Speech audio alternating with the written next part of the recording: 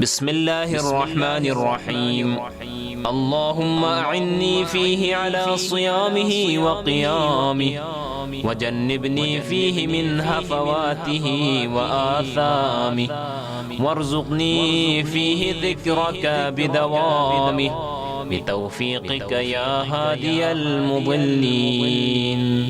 ترجمہ: بار الہ، اس مہینے میں تو میری مدد فرما، اس کے روزوں اور اس کی شب زندہ داری پر، اور مجھے تو دور رکھ اس کی لغزشوں اور گناہوں سے، اور مجھے عطا فرما اپنا ذکر دائمی طور پر، اور مجھے عطا فرما اپنا ذکر دائمی طور پر اپنی توفیق کے ساتھ، اے گمراہوں کو ہدایت دینے والے۔